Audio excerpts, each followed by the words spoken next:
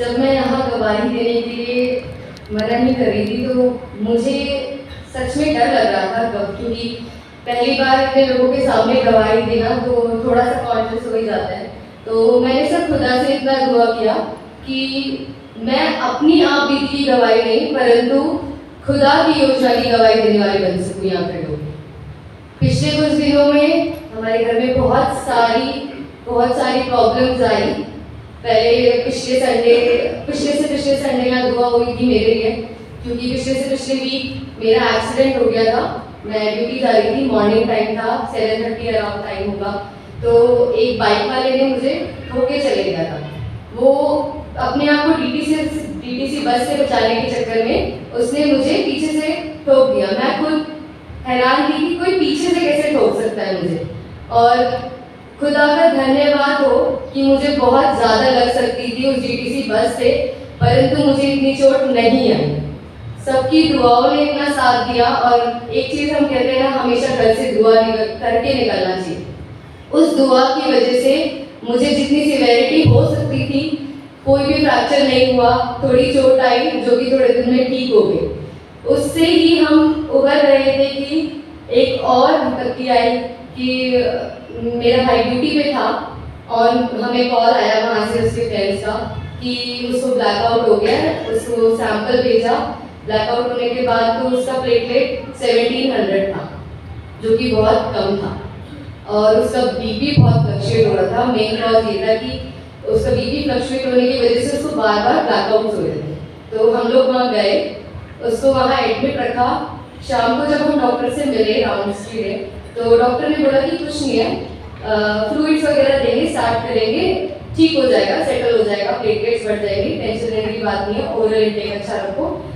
हमने बोला कोई नहीं, हम यहाँ एडमिट रखते हैं, कल देखते हैं, कल जो भी कंडीशन होगी उसके अकॉर्डिंग हम काम करेंगे। तो वहाँ पर हमने रखा। मिडनाइट 11:30 अराउंड उसको बहुत बीपी इसका बहुत फ्लक्चुएट हो रहा था, तो फ्लूइड कॉन्टिन्यूस चल रहा था। तो इसका बीपी एकदम से ड्रॉप हो गया, 90/60 हो गया। उसके बाद इसका 80/40 हो गया। 80/40 होने के बाद डॉक्टर ने बोला कि फ्लूइड पास दे दो। जब इसको फ्लूइड पास दिया तो इसको बहुत बिगर शिवरिंग होने लगी, जो शिवरिंग कम से कम नहीं तो 20 से 25 मिनट कॉन्टिन्यूस चली, जिससे कि पूरा बेड हिल रहा था। हम सारे इंजेक्शन दे रहे थे बट वो शिवरिंग रुक नहीं रही थी। कम से कम 20-25 मिनट होने के बाद वो शिवरिंग रुकी। उसके बाद इसका जब सैचुरेशन चेक किया वो 60 था और पल्स रेट 47 जो कि बहुत डाउन थी। उसी टाइम डॉक्टर ने बोला कि आईसीयू शिफ्ट करना पड़ेगा। उसके बाद थोड़ा हमने वेट किया तो उसके बाद इसका थोड़ा नॉर्मल आया, जो पल्स रेट था वो भी और सैचुरेशन भी नॉर्मल आया। हमने सुबह तक का वेट किया, सुबह तक इसकी कंडीशन थोड़ी रही बट इतनी सिवेरिटी नहीं रही। सुबह तक वार्ड में थे। सुबह अराउंड मॉर्निंग 8-8:30 हमने इसको जूस वगैरह देने की कोशिश करी। उसी टाइम ये आके बैठा ही और बैठे बैठे इसको ब्लैकआउट हो गया। इस टाइम इसको लगा कि सच में इसके प्राण निकल गए, क्योंकि जिस तरह मैं इसके साथ थी, मैंने पापा को घर भेज दिया था, उनको नहीं पता था। जो हम यहाँ पर सिचुएशन देख रहे थे उनको नहीं आइडिया था कि यहाँ पर हमने रात में उसको शिफ्टिंग भी हुई है, सिवेरिटी इतनी बढ़ रही है। तो सुबह जब इसको हुआ तो सच में हमें लगा कि बहुत ज़्यादा कंडीशन सिक है। हमने डॉक्टर को बुलाया। डॉक्टर ने बोला कि इसकी कंडीशन बहुत क्रिटिकल है। जब इसकी प्लेटलेट काउंट सुबह मॉर्निंग की आई वो 3000। डॉक्टर को भी विश्वास नहीं हो रहा था कि 17,000 से सीधा 3000 एक रात में कैसे आ सकती है, वो भी जब इसको कॉन्टिन्यूस फ्लूइड चल रहा है, ओरल इंटेक सही है, ये अच्छे से चल फिर रहा है। तो डॉक्टर ने भी इसको दोबारा से 2 जगह हमने सैंपल क्रॉस चेकिंग के लिए भेजा, वहाँ पर भी 3000 आई। डॉक्टर ने बोला कि इसको ट्रांसफ्यूज करना पड़ेगा और इसकी कंडीशन बहुत क्रिटिकल है। जब सीनियर डॉक्टर आए राउंड्स पे लगभग 1 बजे के आसपास, तब डॉक्टर ने बोला, मुझे बुला के अलग से समझाया कि एक वो होता है डेंगू जो घर पे बैठे बैठे ठीक हो गया, डेंगू था और घर पे बैठे बैठे ठीक हो गया, पर 1% वो लोग होते हैं कि डेंगू था और मर गया, ये उस केस में से है। तो हम रिस्क नहीं ले सकते, इसको आईसीयू शिफ्टिंग कराओ और ट्रांसफ्यूजन स्टार्ट करो। तो हमने बोला कि हाँ ठीक है, स्टार्ट करते हैं, आप ट्रांसफ्यूज कराओ, फिर हम ना इसको दूसरे हॉस्पिटल शिफ्ट करेंगे, क्योंकि हमें सेटिस्फाइड नहीं लग रहा था वहाँ पे जो ट्रीटमेंट था। तो हमने यहाँ पे शांति मुकुंद में ऑलरेडी शिफ्टिंग के लिए बात किया था, क्योंकि हमें जो शांति मुकुंद में कंसल्टेंट थे, हमें उस पर विश्वास है, क्योंकि हमने पहले भी और केसेस उनको डील करते हुए देखे थे। तो हमने इसको 4:30 अराउंड तक एक यूनिट ट्रांसफ्यूज हुआ। उसके बाद हमने इसको वहाँ से शिफ्टिंग कराया। शिफ्टिंग करने में भी वहाँ से डॉक्टर ये कह रहे थे, क्योंकि इसको ट्रांसफ्यूज के दौरान भी दोबारा शिवरिंग हुई, जिसकी वजह से इसका सैचुरेशन ड्रॉप कर रहा था, ऑक्सीजन लेवल बिल्कुल नीचे जा रहा था, बीपी फ्लक्चुएट कर रहा था, शिवरिंग हो रही थी।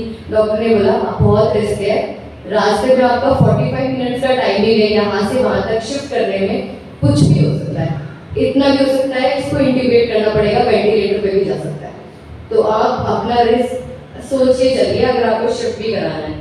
पर हमने खुदा पे विश्वास रखा और हमें पता था कि खुदा हमारे साथ है, कोई हो ना हो, कोई डॉक्टर हो ना हो, परंतु खुदा हमारे साथ है, वो पूरे रास्ते में हमारी अगुवाई करेगा।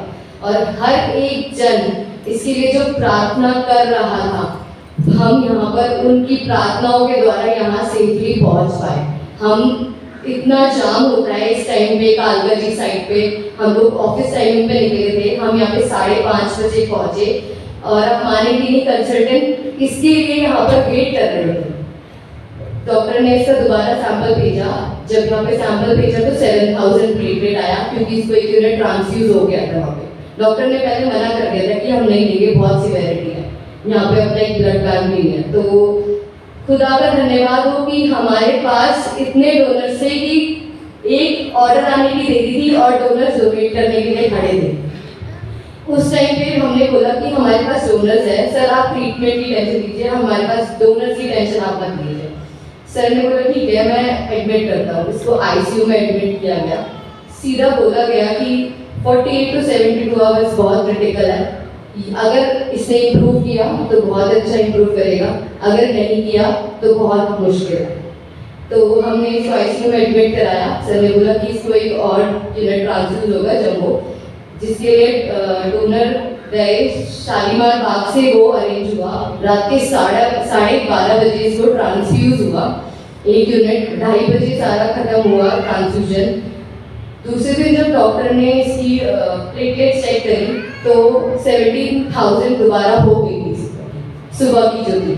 बट हमें फिर भी पता था कि सिवियरिटी ज़्यादा है, क्योंकि फ्लूइड इसको इतना मिल चुका था कि जिसकी वजह से इसके पूरे पेट में पानी भर चुका था, जिसकी वजह से इसको लंग इन्फेक्शन होने का भी चांसेस था, जिसकी वजह से ऑक्सीजन पे भी रखा था इसका। वहाँ पे जब शाम में दोबारा सर ने बोला कि कुछ देंगे नहीं, अभी शाम का सैंपल देखते हैं कितना होता है। शाम को जब इसका सीबीसी का रिपोर्ट किया वो 32,000 था।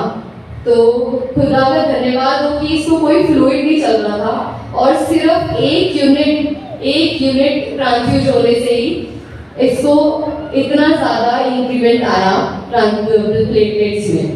दूसरे दिन जब इसको सुबह मॉर्निंग में सैंपल गया तो बहुत अच्छा रिजल्ट था, 68,000 इसका ट्रांसफ्यूजन का था।